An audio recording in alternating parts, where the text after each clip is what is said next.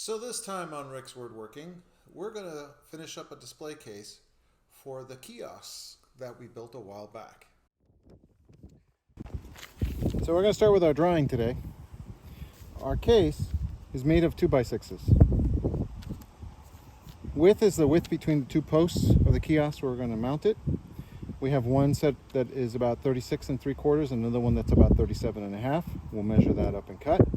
Height, we're going to make 36 inches standard. That'll make this top a little bit longer. Then we're going to set a piece of plywood in the center. That plywood in the center that we're going to use, it will get held together by some cleats. Then we'll work on some doors. These are going to be held together with half-lap joints at the corners. And then we're going to wrap it out for a sheet of plexiglass that'll eventually go in there. We'll also work on some hinges, chisel them out, and get them set into place.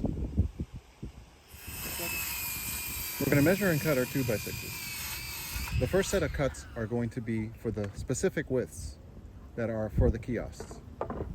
Then we'll cut out the 3-foot sections that make up the sides of the boxes.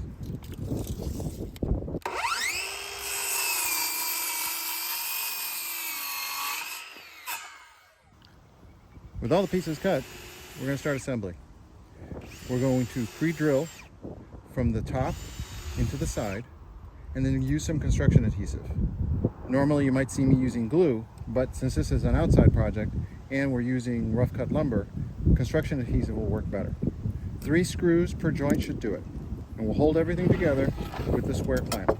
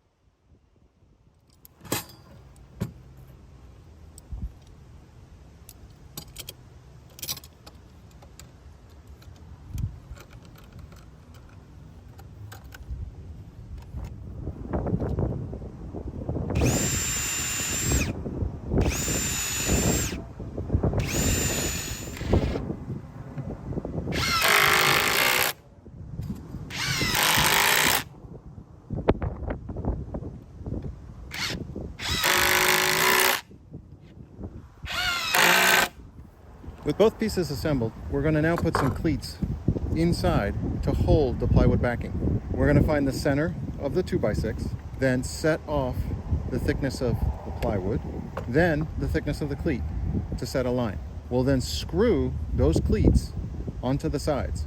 We won't do it to the top or bottom. That way we get some space for moisture in case it builds up inside the case. With all the cleats cut, we'll set them in, pre-drill, and screw them down. No glue here, in case we have to replace that backer board at some point or another.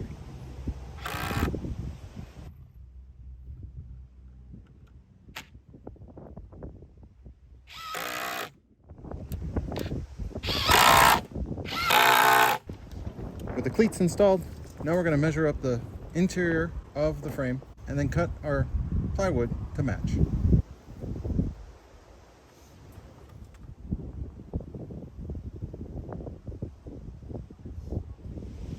We're going to use our level as a straight edge and mark a line for us to follow with the saw.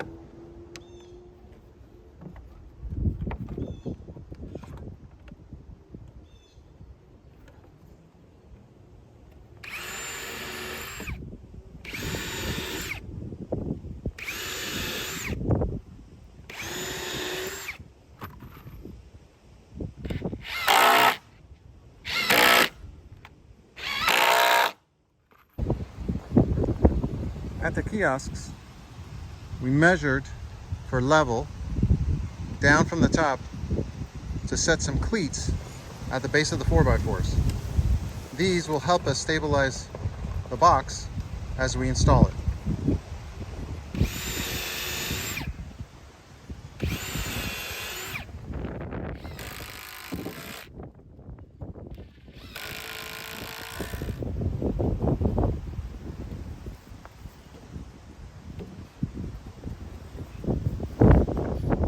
With the box in the space, now let's make sure it's centered.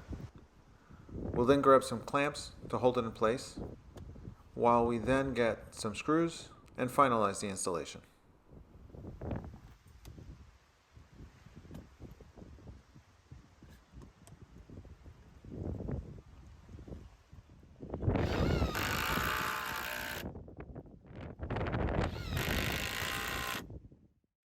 The wind got pretty harsh, so we decided to come inside, and now it's time to mill up some boards at the joiner.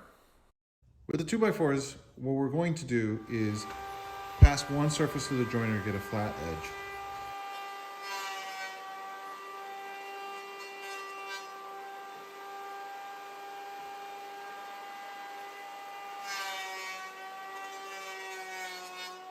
Then we'll trim off the sides to get rid of this roundover.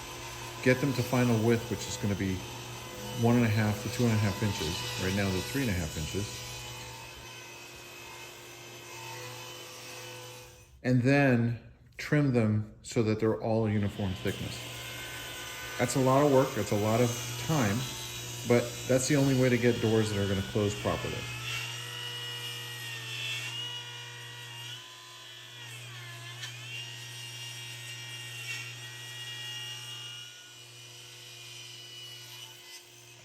With all the pieces milled up, it's time to cut them to length. We have two dependent lengths, the width of the door and the height of the door. We're going to start with the height, 36 inches. The width is different for each of the cabinets, but what we're going to do is find a spot in between where the doors will look good, even though they're not the exact same size as the case. One will be a little longer, and will be a little shorter. We're going to make the doors using half-lap joints. That means that we have to remove some material from the top here and some material from the bottom here so that the pieces could sit. Time for a little setup.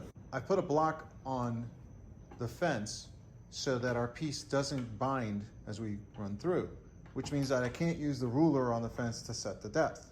The depth of cut has to be to the inside. So I'm going to use my speed square, which is set to the right width, to get us there. Now that we have the width set, now we have to set the depth of cut, and we'll use our speed square for that as well. Now we'll do a test cut with an additional piece that we have left over.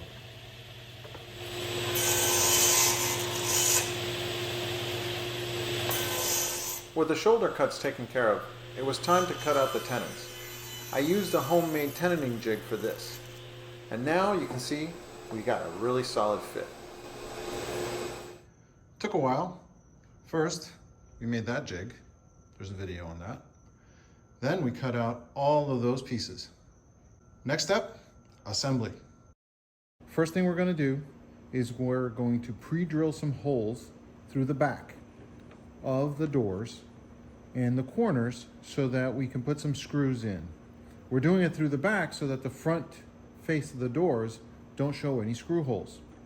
We'll do that over in the drill press after we've done some layout so that we make sure that we have all the holes in consistent spots. After all, these are pretty nice looking doors, so we should put the screw holes consistent so that it looks like it was made like furniture. Once we've done the work on the drill press, we'll come back and start assembling. We'll do a combination of construction adhesive and then the corner clamps. Once the screws are in place, we'll move on to the next corner, and then we'll make sure that everything is square before we tighten up the last corner. After all the 4 doors are complete, we'll take out our rabbet bit and we'll go ahead and cut a rabbet all the way around. That will be for the plexiglass that goes inside the doors.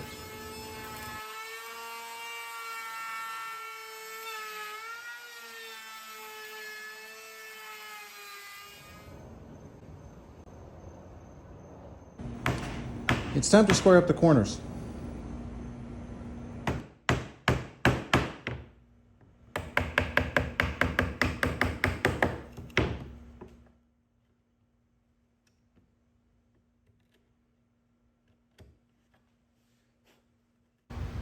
It's time for the hinges.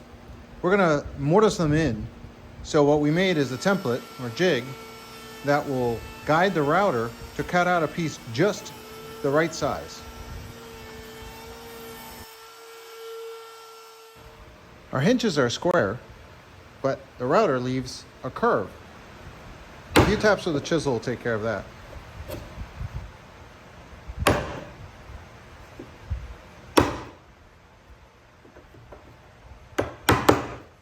After cutting out for the mortises to hold the hinges, did a light sanding, took down all the corners, and then cleared off all the dust. Now, it's time for some staining. We're going to use the traditional method, using a rag over the surface, and then quickly drying it with a paper towel. With all the stain dry on the doors, we're going to measure for the plexiglass. And when we go to mount it, we'll actually add a trim piece to all the doors to hold the plexiglass in place, along with a bead of silicone. Using a straight edge and a utility knife, we'll score the plexiglass to cut it to size. Once the score line is deep enough, we'll just follow it with the knife freehand. No straight edge necessary. And just before we cut all the way through, we'll just snap it on the edge.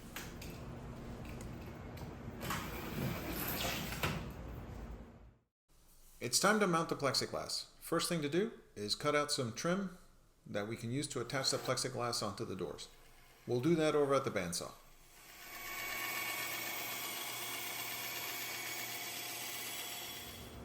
We start with a thin layer of silicone on the base of the doors. We'll then lay in our plexiglass, add another layer of silicone on top of that, and then put on the trim with some nails.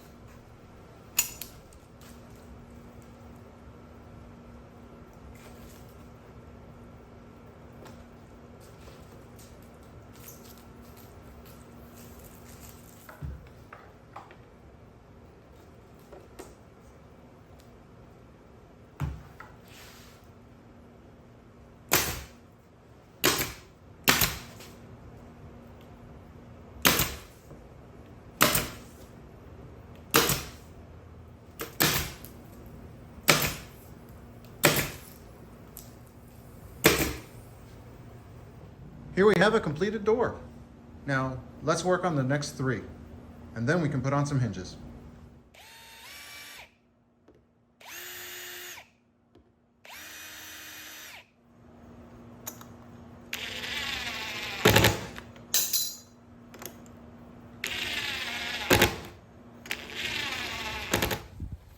We're back outside.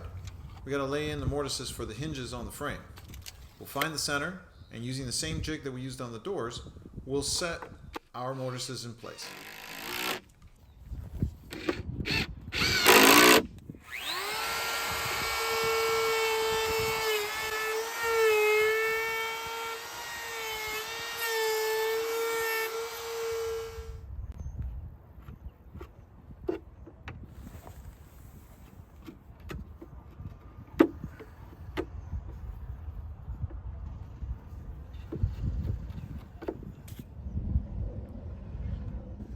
Next, we're going to mount the solar panel. This is going to go high on the kiosk, and we'll route a wire into the box. Later, we'll tape in the actual lights.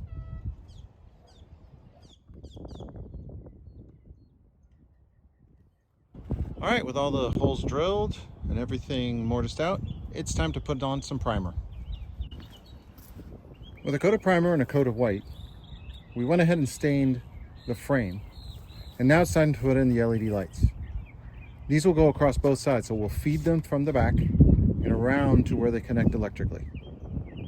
We'll cinch up our connection, and then we'll be ready for the doors.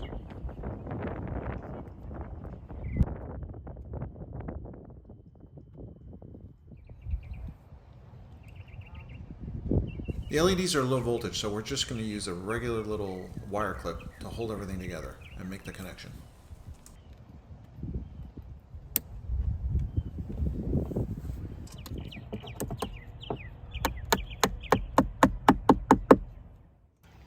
With the electrical complete, it's time to install the doors. Went ahead and put in some pieces underneath the door to hold it in place while I work on it. We previously mortised out for the hinges, so now it's a matter of screwing those in and setting the door.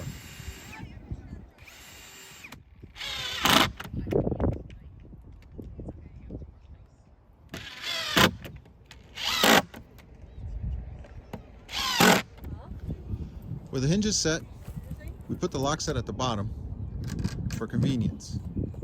And now it's complete.